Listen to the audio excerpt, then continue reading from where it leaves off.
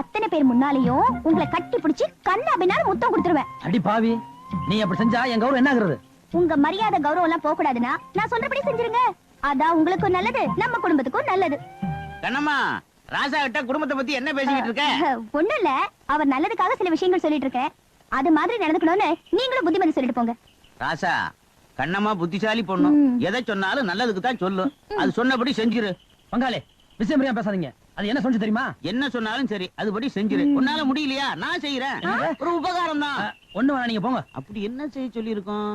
வெள்ள என்னையா வத்தி? அம்மா தங்கராசு கிட்டயே கண்ணமாட்டியும் பேசிட்டு இருந்தியே, நான் பாத்துக்கிட்டே இருந்தேன். எனக்கு பொடி போடுறது மாதிரி ஏதாவது விஷயம் சிக்கிச்சா?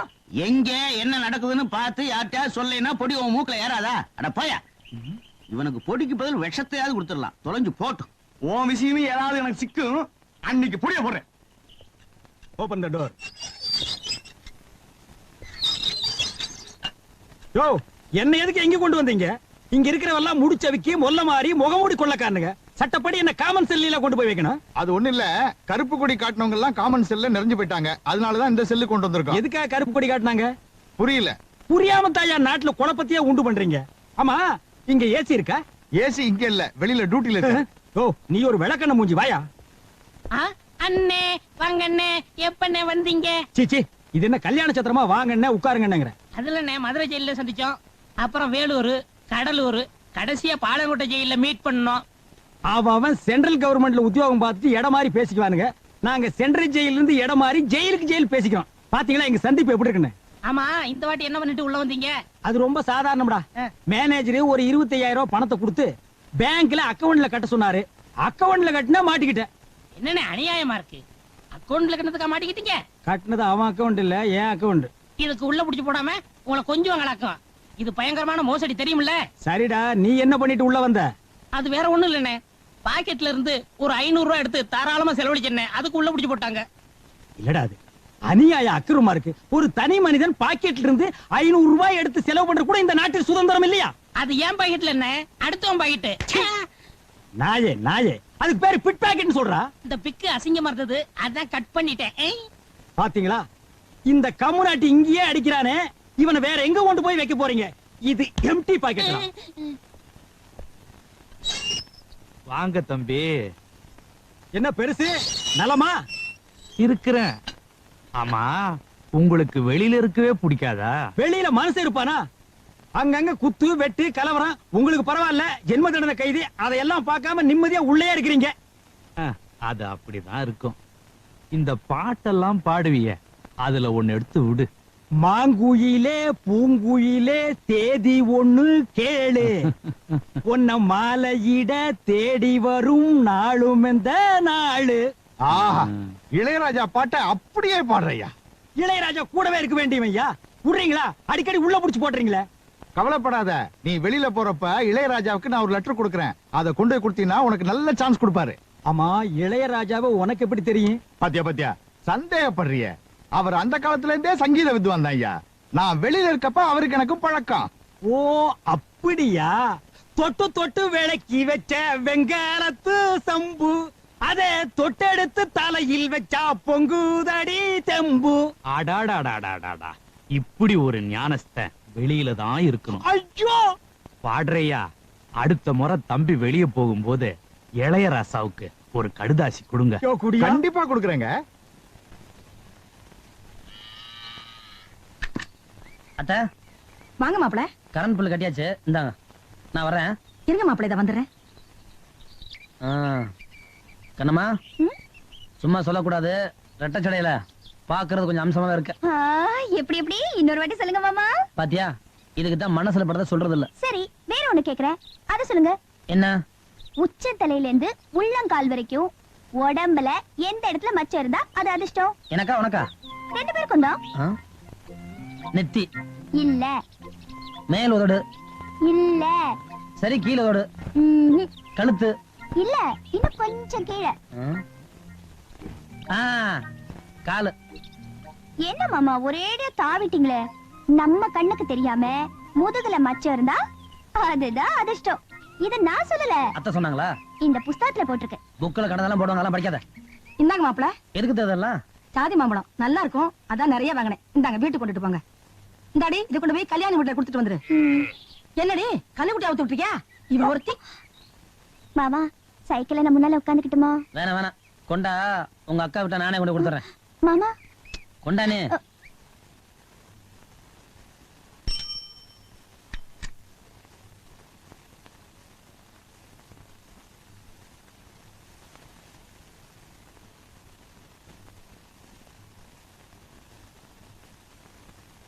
அத்தை இதை கொடுத்துட சொன்னாங்க.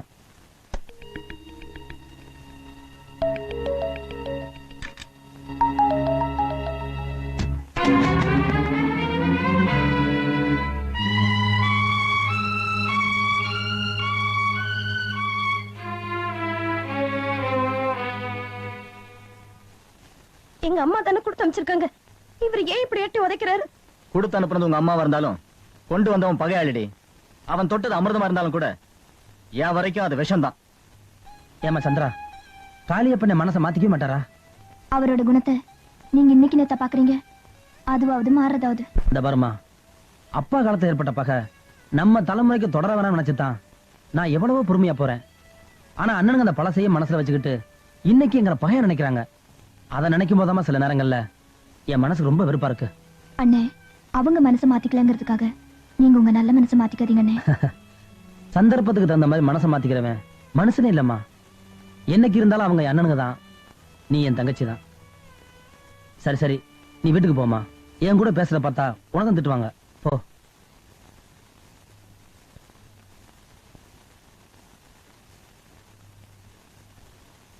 மணி செத்த நில்லுப்பேன்.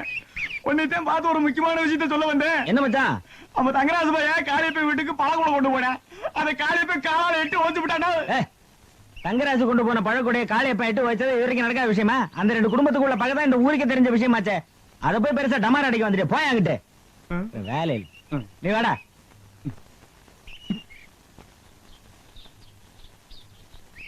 மாமா இங்க வாங்க. என்ன தண்ணி எடுக்க இவ்வளவு தூரம் வந்திருக்க? இந்த கிணத்து தண்ணி ரொம்ப ருசியா இருக்கும் மாமா. அப்படியா? அப்பா, கண்ணு கிட்ட தூரம் வரைக்கும் யாரும் இல்ல மாமா. அதுக்கு என்னப்பா? நான் சொல்றத செய்வீங்களா? என்ன விளையாடுறியா? செஞ்சா என்ன தப்பா? இந்த கிண்டலை எவன வச்சுக்கதாமா. ஐயோ ஒண்ணு இல்ல மாமா, இந்த குடத்தை தூக்கி இடுப்புல வச்சுக்கிட்டு வீடு வரைக்கும் வரணும், அவ்வளவுதான். நல்ல வேலையா போச்சு. ஒரு இடுப்புல குடத்தையும் இன்னொரு இடுப்புல ஒன்னையும் தூக்கிட்டு போன சொல்ல மாட்டிய. ஐயோ மாமா, எனக்கு இது மறந்தே போச்சு. குடம் கூட வேணாம், இது எதுக்கு? என்ன இடுப்புல தூக்கி வச்சுட்டு போங்க மாமா. அடிச்சேன்னா சும்மா ஒரு விளையாட்டுக்கு சொன்னா தூக்கிட்டு போன்னு துள்றிய ஆளை பாரு. ஏதாவது பேசுன தூக்கி கிணத்துல விடுறேன். ஆமா எடுங்கிற. ஆடி முடிச்சிட்டியா? உடம்புலாம் வேர்த்து கொட்டுது, போய் குளிச்சுட்டு படு. போங்க மாமா. போறியானப்ப? போ. அட போகல.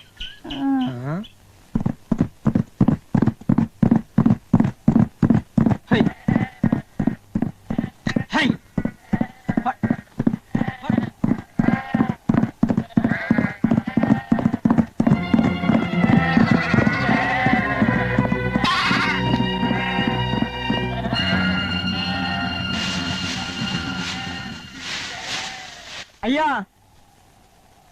அநியாயமா உங்க வண்டியில அடிபட்டு ஆடு செத்து போச்சுங்க. இன்னும் 2 ஆட்டு கால் உடைஞ்சு போச்சுங்க. அது எனக்கும் தெரியும்டா. இப்ப என்னங்க செய்யறது? உன் ஆடு என் வண்டியில அடிபட்டு செத்துச்சுங்கிறதுக்கு யாரா சாட்சி? நான் இருக்கேன். ஆட்டுக்கு சொந்தக்காரன் ஆடு செத்து போச்சுன்னா இவனைத்தான் அடிப்பான். அதனால நீங்க சாகடிச்ச ஆட்டுக்கான பணத்தை இவனை கொடுத்து அனுப்பிச்சிருங்க. குடுக்கலன்னா என்ன பண்ணுவ? கொடுத்துட்டா உங்களை நல்ல மனுஷன் சொல்லுவேன், இல்லைன்னா திமிரு பிடிச்சன்னு சொல்லுவேன். எப்படி சொல்ல? தங்கராசு, இந்த ஊர்ல நீ கொஞ்சம் கௌரவமான குடும்பத்து பையன். அந்த கௌரவத்தை கெடுத்துக்கலாம்னு முடிவுன்னுட்டு வந்திருக்க.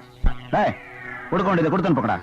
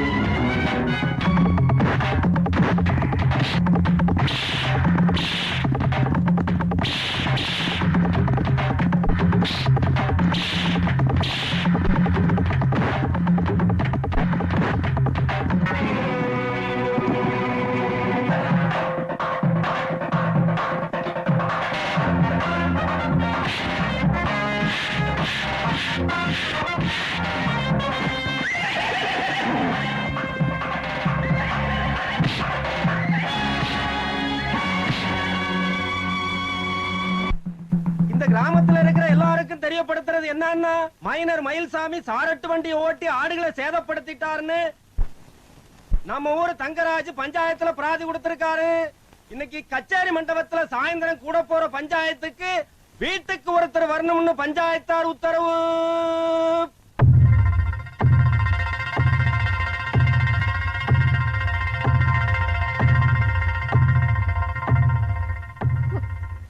சந்திரா, நீ ஒரு மாதிரி ஆயிட்ட. வெறும் வாயை மென்னுட்டு இருந்தவங்களுக்கு இன்னைக்கு அவள் கிடைச்சு போச்சு.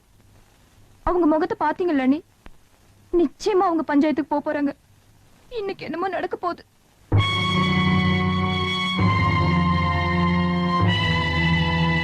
மயில்சாமி, உண்மையை சொல்லுங்க. இது பஞ்சாயத்து.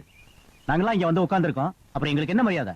அவர் தான் ஆரம்பத்திலே இல்லன்னு சொல்லிட்டாருல, திரும்ப திரும்ப அவரே கேட்டிருந்தா அப்படி பஞ்சாயத்து கழிச்சிட்டு போக வேண்டியதானே. பேசுனதே பேசிட்டு இருந்தா தூக்கம் வந்துடும் போல இருக்கு.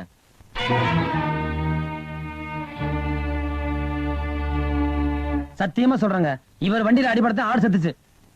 இந்த சத்தியம் உங்களுக்கு எல்லாம் போதுமாயா? இது ஹைகோர்ட் வரைக்கும் தான் போவோம்.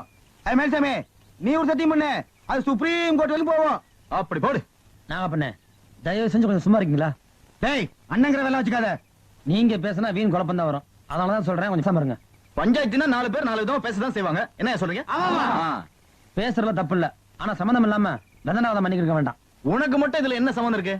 ஆடு அடிபட்டதை நேர்ல பார்த்தது இவன் தான்டா. எருமைங்களா? யார பாத்திரம் எருமைங்கிற? உங்களை தான்டா.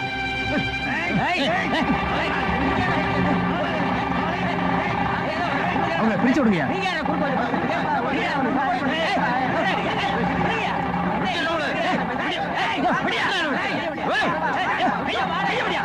என்ன அது? ஆட்டுக்காரன் சும்மா இருக்கா, வண்டிக்காரன் சும்மா இருக்கா? நீங்க அடிச்சுக்க பாக்குறீங்களா? ஏயா, பஞ்சாயத்துக்கு ஒரு மரியாதை இல்லையா? இங்க பஞ்சாயத்து கூடி இருக்கிறது உங்க பகையை தீர்த்துக்கிறதுக்கு இல்ல. கொஞ்சம் அமைதியா இருங்க. இது என்ன விஷயம் விசாரிப்போம். மயில்சாமி, நீங்க முடிவா என்னதான் சொல்றீங்க? என்னங்க இது? அவன் என்ன இப்படி சொல்றானா? நீங்களே என்ன நிக்க வச்சு கல்வி விட்டுட்டீங்களே. இந்த ஊர்ல நானும் ஒரு பெரிய மனுஷன் தான். பெரிய மனுஷனா இருந்தா இப்படி நீங்களே சட்டல மண்ணலி பூசிக்கிட்டு நான் அடிச்சேன்னு சொல்லுவீங்களா? யாரா சட்டையில மண்ணெளி பூசிக்கிட்டது? நீ அடிச்சதுனால தானே சட்டம் மண்ணாச்சு. நான் அடிச்சதுல சட்டம் என்னாச்சு? ஆமா. ஏன்னு போய் சொல்றீங்க? நீங்க ஆட்டை அடிச்சிட்டு கீழே இறங்கும் போது விழுந்ததான சட்டம் என்னாச்சு? நான் எங்கட கீழே விழுந்தேன்? நான் தான் ஆட்டை அடிச்சுன்னு போயிட்டே இருந்தேன்ல.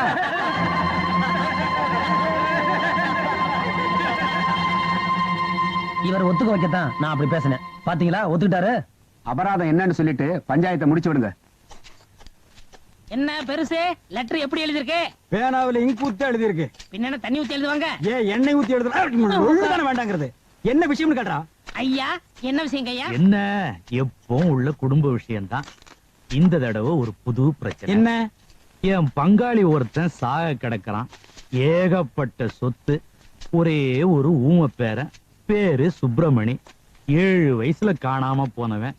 30 வருஷம் ஆச்சு, இன்னமும் கிடைக்கல. 1.5 கழுத வயசாச்சு, அவிஞ்சு போயிருப்பான். இனிமே கிடைக்க போறான். ஏங்க, உங்க பங்காளி சொத்து எவ்வளவு தேரும்? என்ன, இப்போதைக்கு 50-60 லட்சம் ரூபாய் தேரும். எல்லாம் அநாத சொத்தா போக போகுது.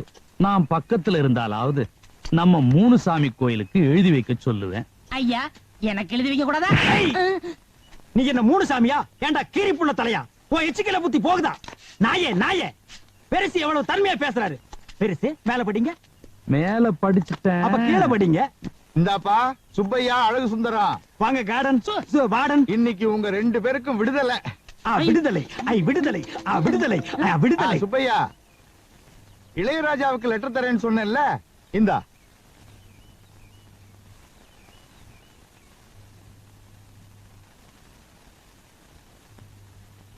பெருசு, நாங்க போயிட்டு வர்றோம். ஜெயிலையும் சுடுகாட்லயும் போயிட்டு வரேன்னு சொல்லக்கூடாது. அப்ப வந்துட்டு போறேன்னு சொல்லாமா? நீ வெளியில போய் பெரிய பாடகனா வரணும். நல்லா இருக்கு. மாங்குயிலே பூங்குயிலே சேதி ஒண்ணு கேளு, உன்ன மாலையிட தேடி வரும் நாடு எந்த நாடு. நீங்க ஊம பேரனா நடிங்க. என்னடா சொல்ற? இளவ செத்ததும் சொத்தை பங்கு போட்டுக்குருவோம். வேணாப்பா, நான் இளையராஜாவை பார்த்தே ஆகணும். என்னுடைய லட்சிய பாதை மாற்றாதே. அண்ணே, ஒவ்வொரு பாட்டா பாடி நீங்க என்னைக்கு சம்பாதிக்க போறீங்க? இளவ சொத்துல ஒரு ரெக்கார்டிங் தியேட்டர் கட்டி இளையராஜாவை அங்கே வரவழைங்க. எல்லா பாட்டும் உங்களுக்கு கொடுத்துருவாரு. அப்படியா? இதெல்லாம் நடக்கிற காரியம் மண்டையா? அண்ணே, நம்ம நாட்டுல நடக்காது என்னென்ன இருக்கு? இதுக்கெல்லாம் துணிச்சல் வேணும்னே. அண்ணே, ஆண்டவன் ஜெயில் கதை மட்டும் திறக்கல, நம்ம கண்ணையும் திறந்துட்டான். வாங்கண்ணே, வாங்கண்ணே.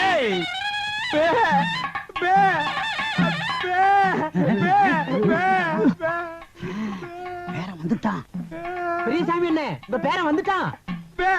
டேய் சுப்பிரமணி ஊமை பயல வந்துட்டியாடா? 30 வருஷமா எங்கடா போயிருந்த? ஜென்ம தண்டனை கைதுன்னா கூட 14 வருஷத்துல வந்திருப்பானே. என்ன கிழவ ஜென்ம தண்டனைங்கிறான்? நம்ம ஜெயில இருந்தது தெரிஞ்சுக்கிட்டானா? 30 வருஷமா காணாம போனா என்ன, வந்துட்டான்ல. 2 தடவை ஜென்ம தண்டனை அடைஞ்ச கைதின்னு நினைச்சுக்காங்க. என்னையா சொல்றான் உன் பையன்? ஏயா வந்தது வராதமா ஜெயிலு கீழுன்ட்டு. ஊமைய சொல்றது வாஸ்தவம் தானே. வந்த பேரனை தாத்தா விட்டு கட்டி கிட்டி புடிச்சு. என்னையா இவன் சொல்றான்? எங்களுக்கு ஒண்ணுமே புரியல. இவர் கட்டி கிட்டி புடிச்சுன்னு சொன்னாரே, அதுல புடிச்சுங்கிற வார்த்தை மட்டும் ஊமையனுக்கு ஆகாது. நான் தாத்தாவை தானே கட்டி பிடிக்க சொன்னேன், போலீஸ் விட்டா பிடிக்க சொன்னேன். ஏய்யா அவசரம் முடிச்ச மாதிரியா போலீஸ் கிழிச்சுட்டு? நான் சீக்கா படுத்திருக்கேன்னு உனக்கு எப்படிடா தெரியும்?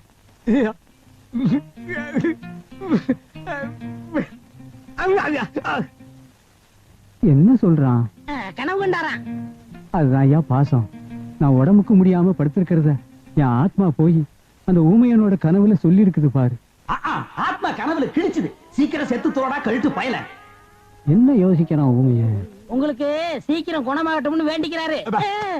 எங்க குணமாகிறது? அதான் வைத்தியர் நாள் குறிச்சிட்டாரே. என்னையா சொல்றான்?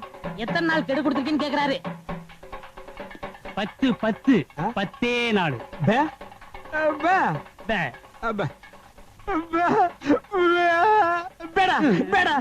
என்னையா சொல்றான்? அதுதான் தாத்தாவுக்கு பேர நான் வந்துட்டேனே, நீங்க எல்லாம் எதுக்குன்னு உங்களை எல்லாம் போய் சொல்றாரு. பெரியசாமி